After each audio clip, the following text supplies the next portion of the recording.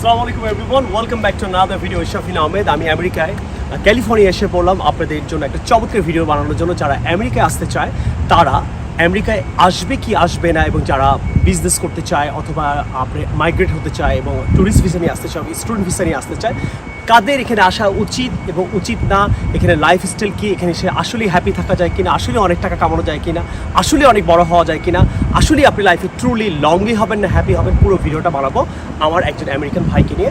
আসেন দেখি, একজন বিজনেসম্যান আমি একজন এখানে ইন্টারভিউ নেবো, ইন্টারভিউর মাধ্যমে আমি আপনাদের এই ব্যাপারটা ক্লিয়ার করবো। সেই ভাই এসে বললো যে ভাইয়ার ইন্টারভিউটা আজকে নেব।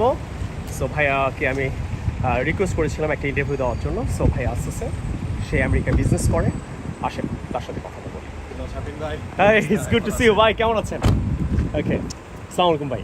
ভাই আমার সেকেন্ড যে প্রশ্নটাই, যে অনেকে যে ইললিগেল ভাবে এখানে আসে, ওই যে নদী পার হয়ে, পাহাড় পার হয়ে, কান্ট্রি আফটার কান্ট্রি, এই ধরনের অনেক, আমরা যে এই জিনিসটা কি আপনি ইন্সপায়ার করেন বাংলাদেশি যে ছেলেরা এই যে লাইফের রিস্ক নিয়ে জঙ্গল থেকে মরুভূমি থেকে? কখনই করি না, কারণ আপনি সরাসরি তো মনে করেন এমন না যে আপনি ইন্ডিয়া টু বাংলাদেশ চলে আসলেন, সেরকম না।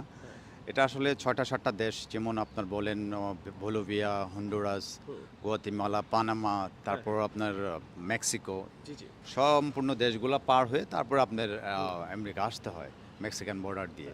কিন্তু সেক্ষেত্রে আমি কাউকে বলবো না যে আসার জন্য, কারণ পানামা জঙ্গল পাড়ি দিতে গিয়ে অনেক বাঙালি অনেকে মারা গেছে, রাস্তা আসার সময় অনেকে লাশও দেখছে, আমি শুনছি। কিন্তু আসলে আমি ওভাবে বলবো না কাউকে আসার জন্য। যদি আপনি লিগেল ওয়েতে আসতে পারেন তাহলে আমেরিকা আসবেন। কিন্তু এইভাবে পার হয়ে যারা আসে, আসলে কি তাদের জীবনটা চেঞ্জ হয় এবং তারা কি আসলে কি ফ্যামিলিকে আনতে পারে, নাকি তারা আসলে লংলি হয়ে যায় একটা সময় গিয়ে?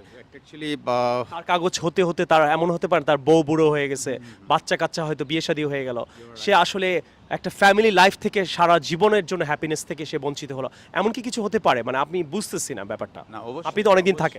অবশ্যই এটা আসলে আমি সাপোর্ট করব না, কারণ আপনি যখনই এই পন্থায় ঢুকবেন, ওখানে আপনাকে জেলখানাতে থাকতে হবে প্রায় 6 থেকে 7 মাস। হ্যাঁ, তারপর ওখান থেকে আপনাকে বন্ড দিয়ে কেউ এখানে ভিতরের লোক থাকলে আপনাকে বের করবে। তারপর আপনার কাগজপত্র প্রসেসিংয়ে প্রায় 2-3 বছর চলে যায় সাবমিশনে। তার পরবর্তীতে আপনার ইন্টারভিউ অনেক লেট হয়। সেক্ষেত্রে আপনার দেখা গেছে 7-8 বছর চলে যায়। হ্যাঁ, আবার কিছু কিছু কাজ হয়তো 2% অনলি এটা ভিতরে জেলখানার ভিতরে অ্যাপ্রুভ হয়, কিন্তু বাট সেটা লং প্রসেসে আমি মনে করব কেউ বউ বাচ্চা ফালায়া বা ফ্যামিলি ফালায়া ওভাবে না আসাটা আমি ওকে, সো ভাইয়ের মুখ থেকে আপনারা শুনলেন, ভাই কিন্তু অনেক এক্সপিরিয়েন্স যেহেতু এখানে বিজনেস করছে।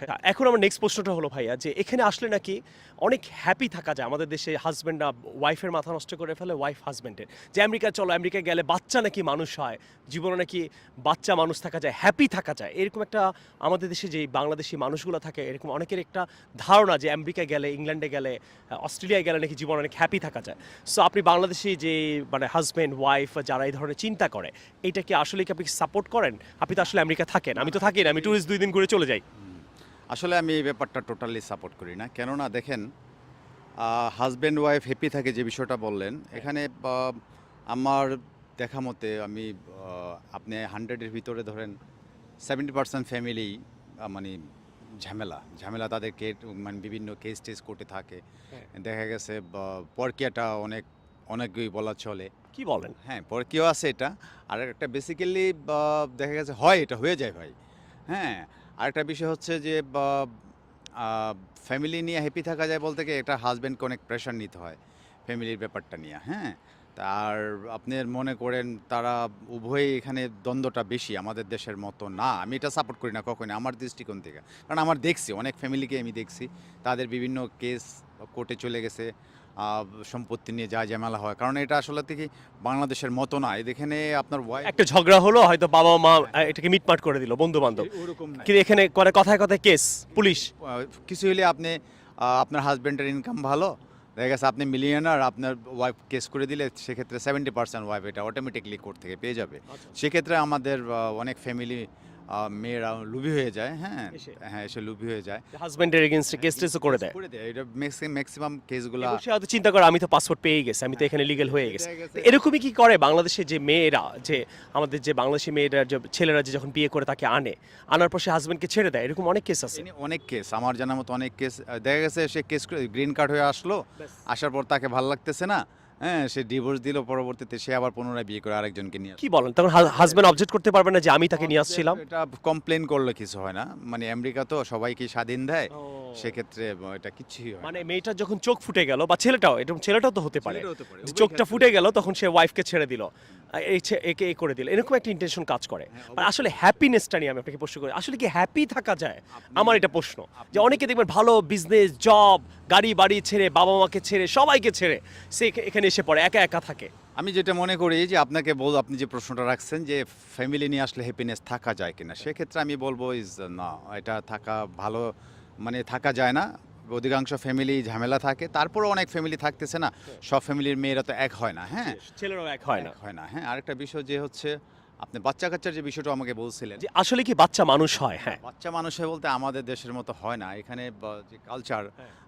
সে অনুযায়ী আপনাদের বাচ্চার 18 বছর বা 21 বছর হলে হ্যাঁ। তার একটা অন্যরকম প্রায়োরিটি বা সব কিছুর সিস্টেম হতে চলে আসে। আপনি সেক্ষেত্রে যদি আপনার বাবা মার সামনে বাচ্চা সিগারেট খায়, আপনি বাচ্চাকে কিছু বলতে পারবেন না। কি বলেন? হ্যাঁ, বলতে পারবেন না। সেক্ষেত্রে যদি আইনি কোনো আশ্রয় নেই 21 বছরের পর, সেই বাচ্চা যদি কোনো কমপ্লেইন করে, তাহলে বাচ্চারটাই রাইট। তো সেক্ষেত্রে আমাদের কালচারে, আমাদের বাংলাদেশি ফ্যামিলি কালচারে তো আমরা এটা কোনোদিন সাপোর্ট করবো না, ঠিক আছে? আরেকটা বিষয় হচ্ছে আপনি বাচ্চাকে টর্চার করা যাবে না বিভিন্ন দিক। বাচ্চা যদি এদিকে কমপ্লেন করে, আর বাচ্চারা বিশেষ বিশেষ করে স্কুলে কলেজ লাইফে চলে গেলে, সবার সাথে মিশলে, তারাও এদেশের কালচার অনুযায়ী হয়ে যায়। সেক্ষেত্রে বাবা মার আদেশ উপদেশটা অমন একটা মানে না। আমি হ্যাঁ, শুনেছি নাকি বাচ্চাকে বকা দিলে বা মারলে বা কিছু একটা করলে, বাচ্চা যদি কমপ্লেন করে, বাপ মাকে নাকি পুলিশ ধরে নিয়ে যায়, সেটা- অথবা বাচ্চাই নাকি গভর্নমেন্ট নাকি বাচ্চাকে নিয়ে চলে যায়। এই ব্যাপারটা কি আপনি বলবেন? এটা আমি ইংল্যান্ডে শুনেছিলাম, এটা কি America same? Same same law of the, আপনি এটা ইংল্যান্ডে যেটা শুনছেন, মানে 100% এখানে একই আইন এটা। হ্যাঁ, আপনি বাচ্চা যদি কমপ্লেন করে, বাচ্চাকে কোনো টর্চার করালে, আমি সেটা আপনাকে আগেও বলছি, তো সেক্ষেত্রে বাবা মাকে এই ব্যাপারে কোর্টে শো হতে হবে, এবং কোর্ট যেটা ডিসিশন নেবে ওইটাই। তা আমাদের বাংলাদেশে যেটা হয়, বাবা মার যখন মারা যায়, অসুস্থ হয় বা বয়স্ক হয়, তখন বাচ্চারা তার সাথেই থাকে। সো আমেরিকায় যে এই যে বাবা মারা এখানে আসে, বাচ্চা হয়, এই বাচ্চাগুলো কি আসলে এখানে যারা আমেরিকায় বাবা মা বাংলাদেশিরা, বাবারা অসুস্থ হয় বা যখন মারা যায়, আসলে কি তার বাচ্চারা তাদেরকে টেক কেয়ার করে? বাংলাদেশি বাচ্চাদের কথা বলছি। আসলে কি বাংলাদেশি বাচ্চারা আসলে আমাদের ছেলেবেলেগুলা ঠিক আছে, ওই মানে খারাপ হলে এত একটা খারাপ হয় না। তা অনেক আমেরিকান কালচারের সাথে মিশে এমন হতে পারে? না, না, ওরকম একটা হয় না। তারপরে সতেলো একটা দেশের যেই জিনিসটা টেক কেয়ার করে, একবার একেবারে যে করে না। টোটালি মানে আমেরিকার মতোই হতে হবে তা না। তবে ইংল্যান্ডের থেকে এটা একটু ডিফারেন্ট। এখানে বাবা মার কোনো কিছু হলে বাচ্চা জানতে পারে। বাংলাদেশি বাচ্চারা হ্যাঁ, জানতে টেক পারে, কেয়ার করে। টেক কেয়ার তারা কি একসাথে থাকে বাবা মা বয়স্ক হওয়া পর্যন্ত, বাংলাদেশি বাচ্চারা? সেক্ষেত্রে ব্যাপার হচ্ছে এখানে আপনার মানে একসাথে থাকে খুব কম, খুবই কম। আমার হাতে গোনা অল্প কটা ফ্যামিলিতে দেখছি। কেন একসাথে থাকে না বাংলাদেশের মতো? চায় না বলতে, তার বাচ্চার যে একটা স্বাধীনতাটা, ওটাও ও কলেজ থেকে হোক, বলেন স্কুল লাইফ থেকে, ও কালচারে মিশে শিখে যায়। কি স্বাধীনতা একটু স্বাধীনতা ক্লিয়ার করে বলতে- যদি দর্শককে বলেন। স্বাধীনতা বলতে দেখুন, আপনি যদি এই মুহূর্তে বলেন, আমাদের বাংলাদেশে আমি আমার ফ্যামিলির সাথে একটা সিগারেট খেতে গেলে মা বকা দিবে, বাবার সামনে লুকায়ে খাবো। আচ্ছা আচ্ছা হ্যাঁ, তখন একটা পর্যায়ে একটা বিয়ার খেতে পারবো না। আচ্ছা। হ্যাঁ, এটা বিয়ার কি জিনিস, সেটা মানে স্বাধীনতা পাচ্ছে না। কিন্তু এদেশে তো এগুলা ওপেন, 21 ইয়ার্স 21 বছর পর হলে এটা আপনি ওপেন। তো সেক্ষেত্রে যদি আপনাকে বাবা মা কিছু একটা বলে, তো ওটা তো আপনি মাইনে নিবেন না, কারণ আপনি কালচারের সাথে মিশে শিখে গেছেন এটা, রাইট? এই জন্যই যেহেতু আমি এই দেশে বড় হচ্ছি। সেটাই। ওকে ভাই, আমার নেক্সট প্রশ্ন হলো যে এখানে ইনকাম, যে এখানে আসলে নাকি অনেক টাকা কামানো যায়, অনেক ডলার কামানো যায়, গাড়ি বাড়ি লাইফে সব কিছু করে ফেলা যায়। তো এরকম একটা বাংলাদেশে যে থাকে, আমার বন্ধু বান্ধব আমারও ছিল, যেখানে আসলে অনেক কিছু করা যায়। সো আমি এই নিয়ে 4 না 5 বার আসছি আমেরিকায়, নিজে এক্স্যাক্টলি মনে পড়তেছে না এখন, বাট আমার মনে হয় যে আমি তো এখানে অনেকবার আসলাম, কিন্তু আমার কাছে মানে আসলে আমি একটু কনফিউজ, যেহেতু আমি ট্যুরিস্ট। আপনি কি একটু বলবেন যে এখানে আসলে কি বাংলাদেশের ছেলেমেয়েরা অনেকে ভালো জব ছেড়ে, বিজনেস ছেড়ে, ফ্যামিলিকে ছেড়ে, তার ওয়াইফকে ছেড়ে, হাজব্যান্ডকে ছেড়ে, এরকম একটা স্বপ্ন থাকে এখানে গেলে আমি ভেঙে ফেলবো, চুড়ে ফেলবো, মানে আমি অনেক কিছু করতে পারবো লাইফে। সো আসলে কি ব্যাপারটা ক্লিয়ার করবেন দর্শককে? আচ্ছা, সেটা হচ্ছে কি, আপনি কি আসার সাথে সাথে তো সব কিছু করা যায় না, কোথাও করা যায় না এটা। হ্যাঁ, আপনি এদেশে আসলে আপনি কি ভিসাতে আসতেছেন, এবং ভিসার ক্যাটাগরি অনুযায়ী, আপনার জবের ক্যাটাগরি অনুযায়ী ইনকাম তো অবশ্যই আছে। আমেরিকা ফার্স্ট স্টেট কান্ট্রি, অবশ্যই ইনকাম ভালো। সেক্ষেত্রে আপনার, হ্যাঁ, ইনকামের ব্যাপারটা হচ্ছে আসলে কথাটা, ইনকামের ব্যাপার যদি বলেন, আপনি বাংলাদেশের ব্যাপার তুলনা করলে এখানে সত্যি বললে সত্যি না বলা চলে, আপনি যদি বাংলাদেশে 1-1.5 লাখ টাকা ইনকাম করেন তাহলে আমি বলবো যে আমেরিকা আসার দরকার নেই। কি বলেন?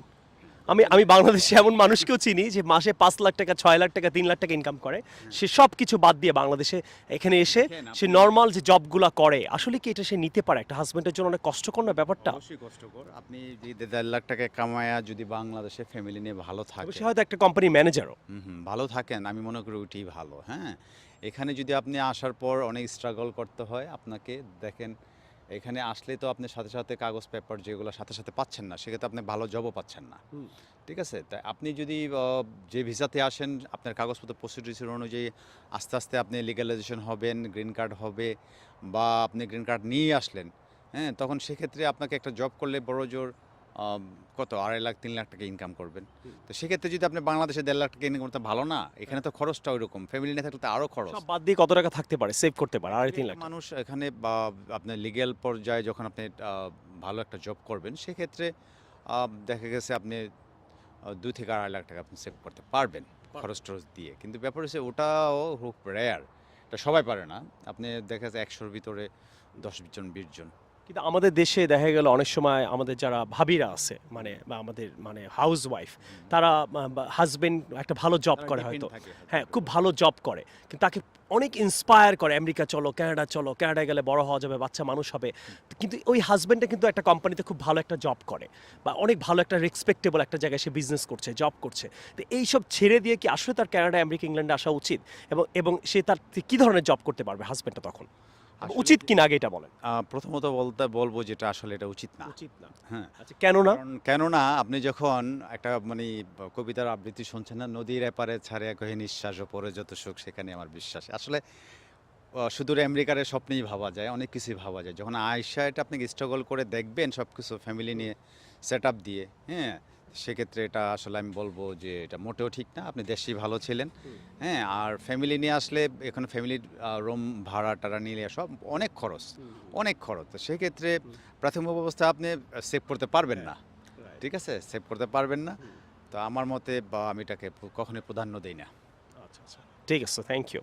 একটা সময় কি আমার কেমন অ্যাজ এ টুরিস্ট আমি অনেকবার এখানে আসলাম, দেখলাম কেন যদি ফ্যামিলিতে অনেক লনলিনেস দেখা যায়, আসলে একাকিত্ব ফিল করে। যেমন মানে দেশে যেই মজাটা, খাবারটা, হ্যাঁ, আনন্দটা, এই জিনিসটা কি আপনি একটু বলবেন যে ভাইয়া এখানে কি আসলে মানুষের সে একটা পজিশন, এখানে মানুষকে আসলে এসে কষ্টটা মানে একটা লনলিনেসকে ফিল করে, এটা আমার কেন যেতে মনে হয়। সো আপনি তো অনেক বছর আমেরিকা থাকেন, তো এখন এমনও হয় হাজব্যান্ড আপনার ওয়াইফ চাচ্ছে আপনাকে নিয়ে কোথাও যাবে ওই দিনটা, বা ঈদ, পয়লা বৈশাখ, হয় না, অনেক ধরনের অকেশন থাকে, এই জিনিসগুলো কি খুব লংলিনেস ফিল করেন এই ব্যাপারগুলো? তা তো অবশ্যই, ঈদকে তো সবাই মিস করছি, যেমন সবাইকে মিস করছে ফ্যামিলি। আপনি যেমন একটু আগে বললেন ঈদে আমি একা নামাজ পড়ছি, মানে ছিলাম একজন বাঙালি, মানে এই লস এঞ্জেলসে, মানে সরি ক্যালিফোর্নিয়া, এটা হচ্ছে সান্তা বারবারায় আপনি ক্যালিফোর্নিয়াতে আমার নিয়ারেস্ট মসজিদ আছে।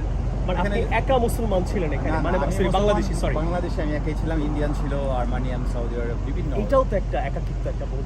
এখন আমি যে নামাজ শেষ করে কারোর সাথে কোলাকুলি ভোগ মিলাবো কারোর সাথে বাঙালি দেশে বসে, সেটা ভাই আজকে কিন্তু ঈদের দ্বিতীয় দিন, আমি আমেরিকায় আছি, আসলে আপনি আমার সাথে বুকটা মিলাই নেন ভাই। পাই নাই, আমিও আসলে আমি আমেরিকায় এসে মানে কোলাকুলি করতে পারি, কাকে বলবো যে আসেন ভাই বুকটা মিলাই, সেই মানুষটা পাইনি।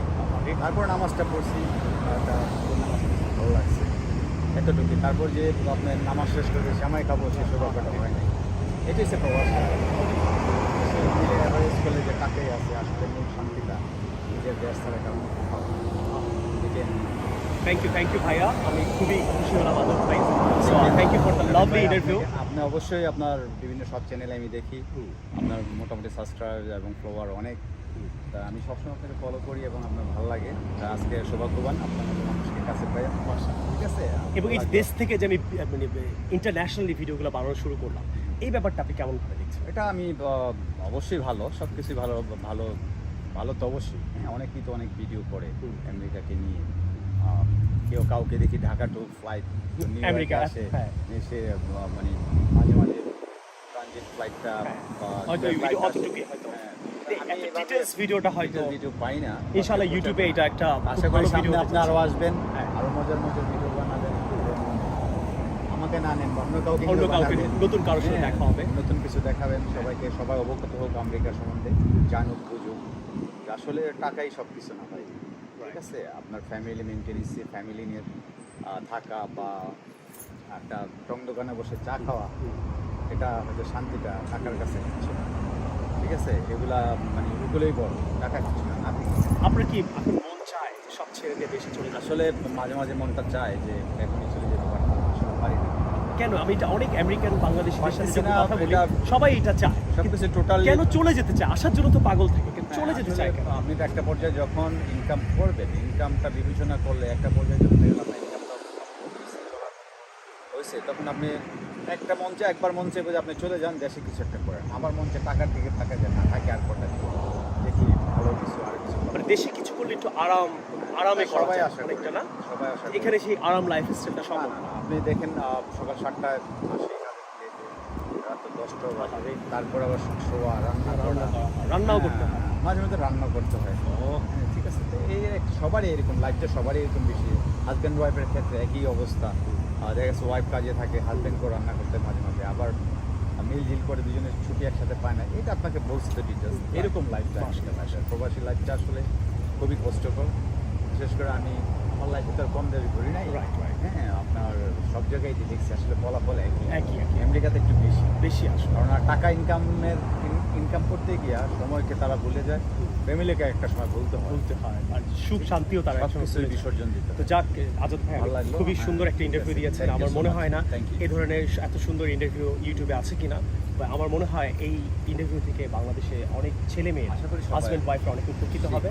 থ্যাংক ইউ ভাই, ভেরি মাচ। Thank you. দেখা হবে আপনার সাথে ইনশাআল্লাহ। আসসালামু আলাইকুম, ভালো থাকেন, দোয়া রাখেন। হ্যাঁ, ঠিক আছে। তো আজকে আপনারা দেখলেন যে আমেরিকার লাইফ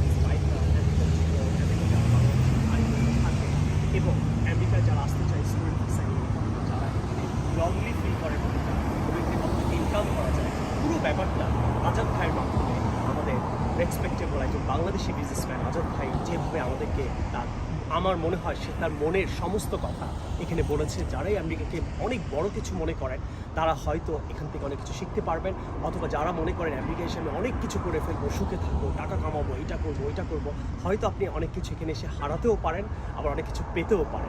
ডিসিশনটা আপনিই নেবেন আজকের এই ভিডিওটা দেখে। এবং আপনারা অবশ্যই কমেন্ট না করে অনেকে চলে যান, সাবস্ক্রাইব করতে ভুলে যান। এবং আমি যে ন্যাশনালি এবং ইন্টারন্যাশনালি নানান কান্ট্রি থেকে, শুধু ইংরেজি না, আমি যে ধরনের ইন্টারভিউ, ব্লগিং এবং নানান ইনফরমেশন এবং রিয়েলিটির যে আমার ভিডিওর মাধ্যমে, চ্যানেলের মাধ্যমে তুলে ধরছি, সেটা আপনাদের কেমন লাগছে আমাকে আপনারা জানাবেন।